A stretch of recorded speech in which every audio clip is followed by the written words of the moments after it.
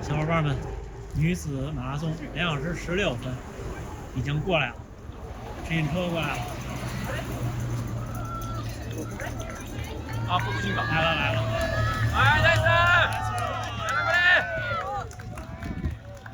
慢点后面，慢点后面！哎，要先接边了！要先接边了！第3名来了，这有机会。你看谁上？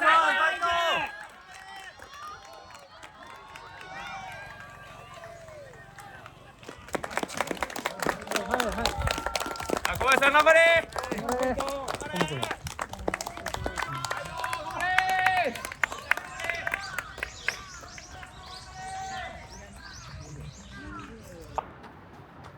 嘿，大家伙早喽！1月30号星期二，比赛结束的第2天了。我昨天没有停跑，但是昨天因为发比赛日的视频，所以昨天早上就没有拍摄。今天比昨天感觉疲劳一些。昨天早上跑了11公里，今天可能还是差不多。今天要比昨天轻松。今天开始，大腿的前侧会有延迟性的肌肉酸痛。像有延迟性肌肉酸痛的时候，小伙伴们恢复跑一定得小心。为什么呢？因为你这块肌肉疼的时候，你就不自觉的会有其他的肌肉代偿。那你代偿的那个小肌肉群可能平常不用那么大劲儿。我现在就在那天的赛道，现在这个地方是大概1公里的那个地方。前天家属就在这个地方的马路对面拍的我，就在这儿。呀，现在想想还是挺激动的，但是比赛水平挺高的。我那个成绩400多名，一共完赛了4000多人，都没进前10%。因为他有好多就是各个学校的日本各个大学的长跑队拉来比赛，一个个看着都特别厉害。今天就跟大家聊聊比赛，聊聊一些小细节，分享我怎么想的。是挺高兴的，真的挺高兴，挺激动的。因为就是半马，我之前真的没有想过能稳定的跑到这个成绩，因为有好多不确定的因素，半马太拼了。上一次1小时17分11是2021年的4月，北京半马，已经快3年了，提升了40多秒。40多秒什么概念呢？半马就是1公里2秒。当然，这个比赛难度比北京那个稍微大一些，爬升比北京多，然后路面的条件宽度稍微的不如北京一些。但是我这么练了3年呀，3年跑了多少公里了？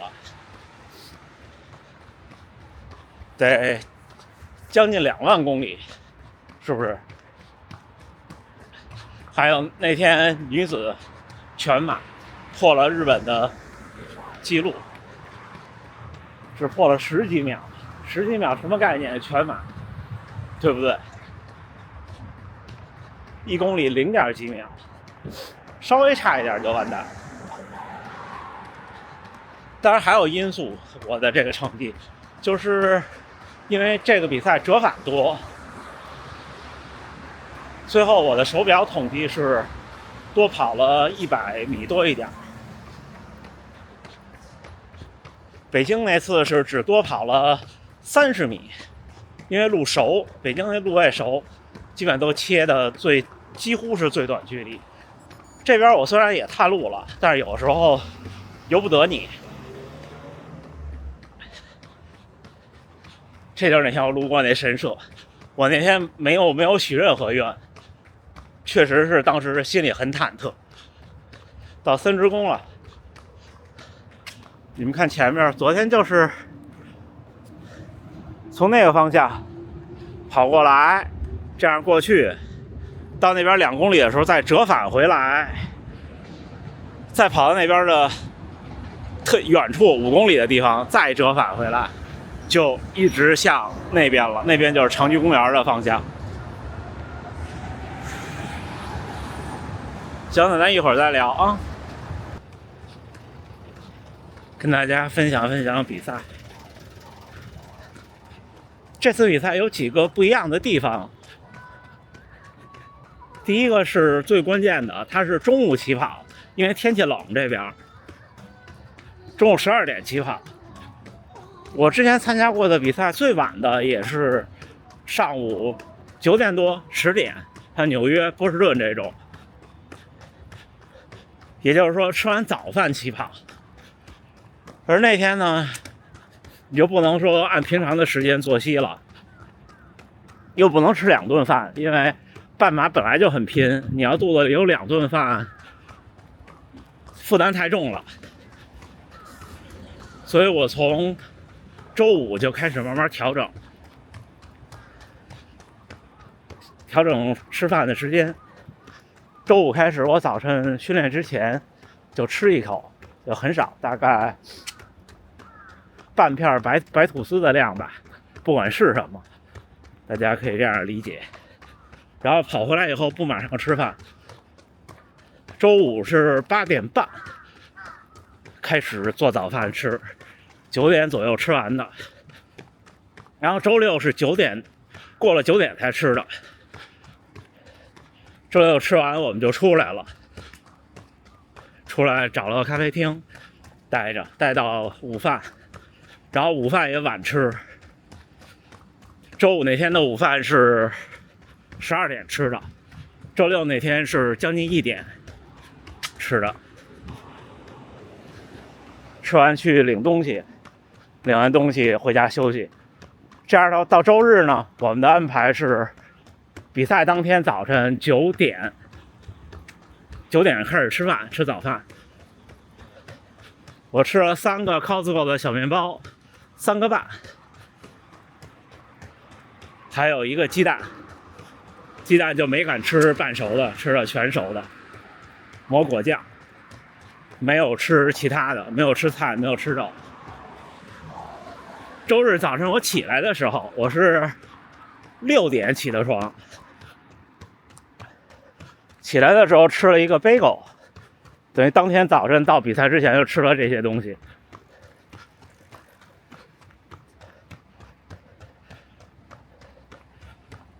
之后是练，周五那天就把强度降低了。周六早上起来就跑了，好像是3公里还是2公里的样子。周六就彻底休息了。周日就比赛日，因为中午起跑，早上起来我吃完那个 bagel 就出门了，大概慢跑了1公里多一点，然后回家。这就是赛前的练。之前那一周没有刻意的减量，我今天看统计，比赛周这一周我其实只跑了80公里，主要就是从周五开始，周五、周六、周日跑的很少了，周四也是只跑了没有很长的距离，10几公里吧，20公里或者是，间接导致这个月的跑量到现在是530多公里，这个月肯定是到不了600了，因为还有今天、明天2天了。这是我赛前的训练安排，大家半马就可以从周4减强度或者减量就行了。我到了这片挺好看的地方。比赛日前一天中午就在这个地儿吃了饭，这一排的2层那家餐厅的。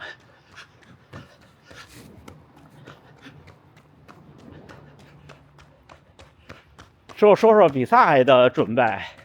当时看天气大概是8到10度左右，提前看的时候觉得挺冷的，因为这边最近一直是阴天，阴天就挺冷的。然后看比赛的天气预报的风速也比前几年大，但是呢，一切都是机缘巧合。比赛的时候出太阳了，我们在集合的时候开始出太阳了，然后我也果断的就没有戴手套参赛。一般温度超过6摄氏度，比赛就可以不戴手套了。2022年的北京是6摄氏度，是极限，我也没戴。然后刚跑完，我们在路边看女子全马冲刺的时候，就开始下雨了。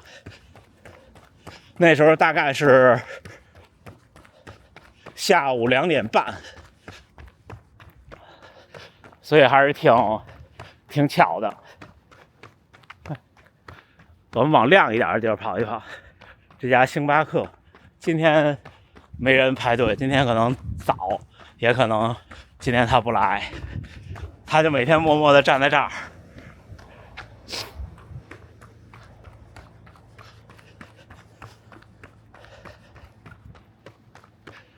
所以比赛当天穿的就是普通夏天比赛怎么穿就怎么穿，只不过夏天的时候如果戴臂套是戴薄的，这个季节戴厚的。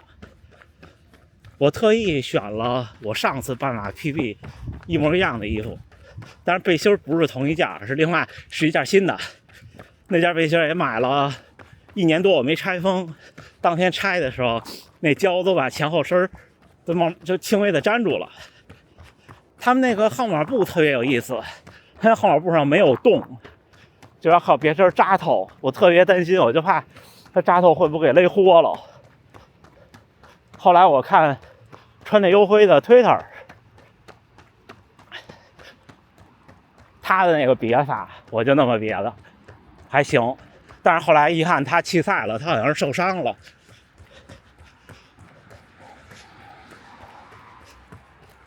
当时我都不知道，还在先头部队里找他。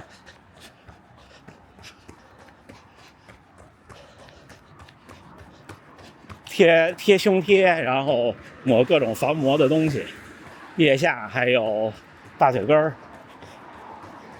这个比赛要准备的，然后就是比赛的补给。比赛的补给对我来说，半马赛前1根胶，赛中1个胶就可以了。赛前的胶是没有咖啡因的，赛中是有咖啡因的。跟大家汇报一下咖啡因。比赛当天的早晨，第一杯就起床6点的时候喝了1杯咖啡，之后早饭的时候就没有喝这普通咖啡，喝的是低咖啡因的咖啡。要买那个胶囊咖啡是有低咖啡因选项的。我在赛前没有刻意的戒断咖啡，没有戒。我看有的小伙伴会在赛前1周。我记得好像说采访大破节的时候，他也是赛前一段时间会戒断咖啡因，但是戒断挺难受的。半马我就没有考虑这个事儿。这边也有盲目打远光灯的小伙伴，是不是？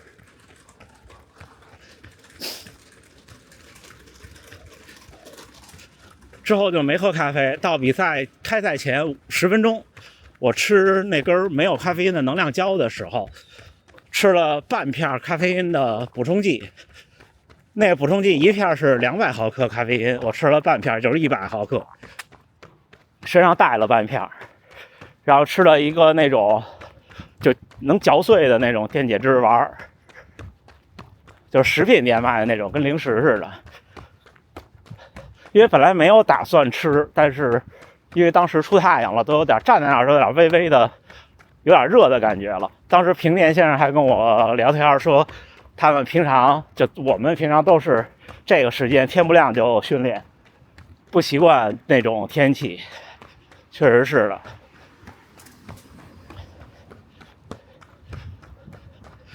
这儿就是那个 YTV， 那就是柯南的铜像，一会儿咱们过去看看。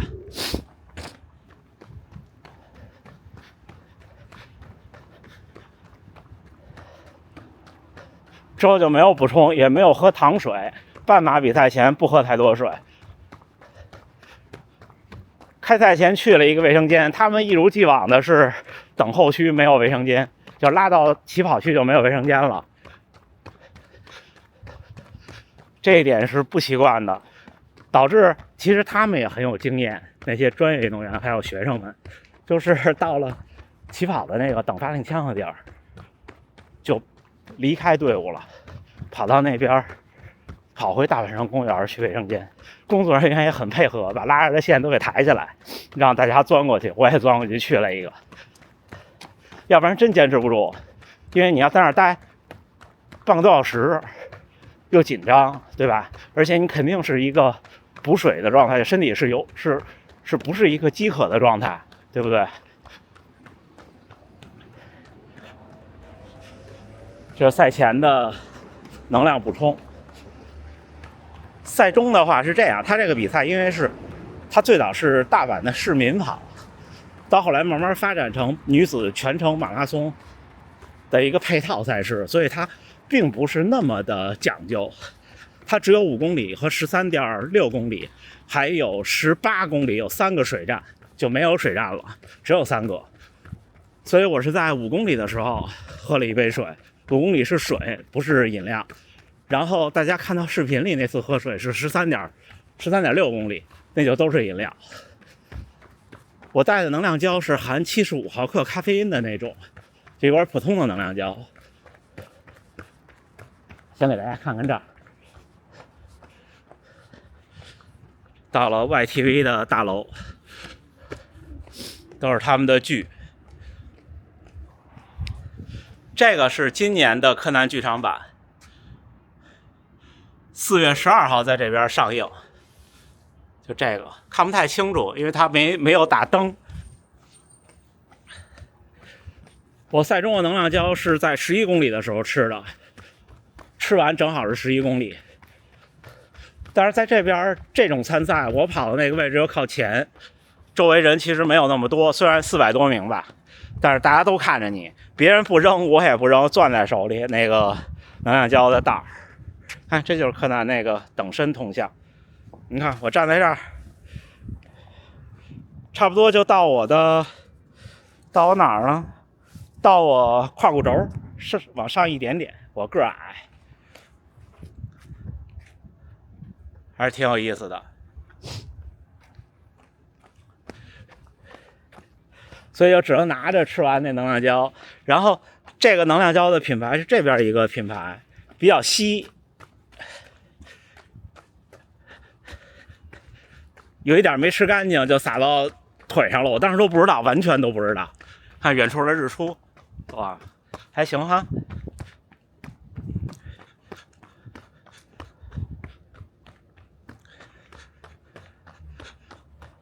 还有远处山的剪影。11公里吃完能量胶就没有再补给，然后13公里喝水的时候，我把另外100毫克的半片咖啡因片剂吃了，也就是说整个这一场比赛是275毫克的咖啡因，对我来说不多，因为我是习惯咖啡因补给的那种体质。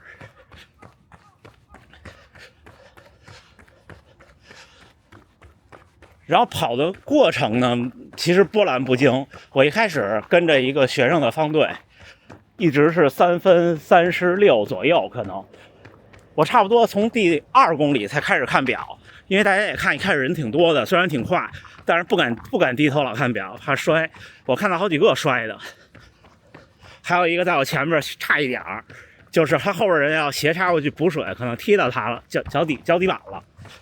然后往前踉跄了好几步没摔，因为那个半马的配速基本上就是你乳酸的阈值的配速左右了，对谁来说都很艰苦。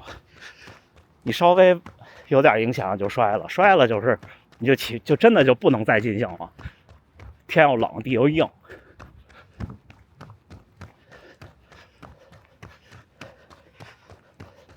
跑的过程其实挺波澜不惊的，比我想象的轻松。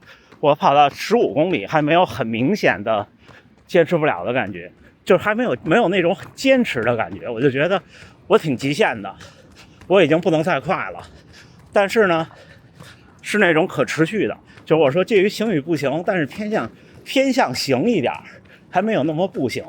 而像之前长居和东京，当时的体感都是偏向步行一点。也就是说呢，去年那2场半马都是很咬牙在坚持，今年这场呢，至少前17公里是那种偏向于就是怎么说持续运动的那种感觉。什么时候开始有感觉呢？大概在马上到17公里的时候，前面一个学生，就是学生号码的那种，他突然就不行了，就停住了，对我的心理影响比较大。我在这时候我是一个心理不够强大的那种性格，所以呢，就导致当时感觉，哎呦，我千万要顶住。你越这么想，有时候越艰难。稍微的觉得，哎，被什么东西击中了，懵了一下。但是很快我就找回那种感觉，因为我当时心里知道，很可能是心理问题。之后下一个节点就是18公里左右，那时候挺难受的，因为那是最后一个补水站，我没喝，跟我前后的小伙伴们几乎有70%的人都没喝，我特意观察了一下，在那个水站还喝水的，要么就是离自己的 PP 很远没机会了，要么就是真的很难受。但凡能冲的，在最后这个水站就不喝了，因为18公里了都，对吧？不过距离上一次补水已经过去了5公里，上一次是13.6公里，也就是最后的8公里是不补给的，全力以赴冲。那个时候就很艰难的1公里，为什么呢？因为我跟住的人基本上都是学生的专业队团体，还有业余的精英了，很精英了，大家都在18公里开始冲刺，最后3公里嘛，一过18公里明显要加速了。但是就像我说的，昨天其实起跑的时候我就没有，因为不敢低头看表，当时我觉得我可能是4分钟的配速在起跑的前半公里，昨天我一做视频才发现是3分半。所以前天比赛到18公里的时候，我也是这感觉，我看前面人都感觉是加速了，又不明显，我就接着跟到19公里，进了长居公园，而且呢，跟家属约的是在长居公园门口还有体育场门口都能拍我，但是他差了一点点没赶到，因为确实时间比较极限。我又心里想着找他，就也不叫分心吧，其实是分心是好的，你就觉得时间过得快。当时我还想这2个点能分心找他，就不想难受的事儿了。导致一进公园以后，公里数一报一看，那公里跑了3分32，我当时就说我的体感是对的，确实这公里很顶。然后那公里顶就导致节奏就混乱了，而且再加上到最后心态上也是这样的，你就想最后2公里拼了，你就不想节奏了。前面好像是平田先生跑过来了，你打个招呼啊。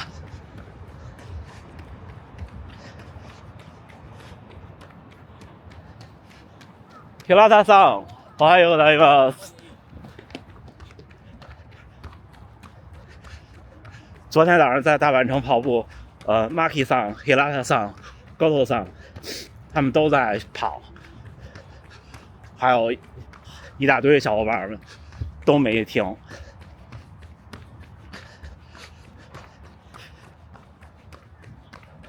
导致最后到19公里过了以后，我节奏就真的起不来了，就觉得开始喘，然后呼吸急促，对，最后2公里就硬顶了。这也是给小伙伴一个建议，就是您如果还能维持节奏，千万别为了那3秒5秒，最后把节奏打乱。当然了，这种说其实没什么用，因为你到最后还是会这样。谁到最后1-2公里的时候都想的是马上就完了，拼一打就得了，对吧？当然想着相机的电量，我在算我拍了多长时间，还能拍多长时间。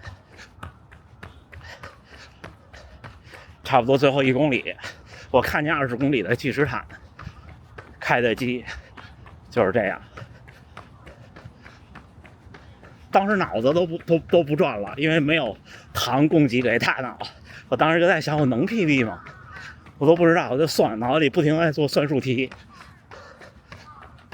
但是又算不动。直到我进了体育场，看到还有300米的时候，那个枪声成绩是1小时16，我想，哎呦，肯定 PB 了，才很放心。昨天我发了个动态，把证书发出来了。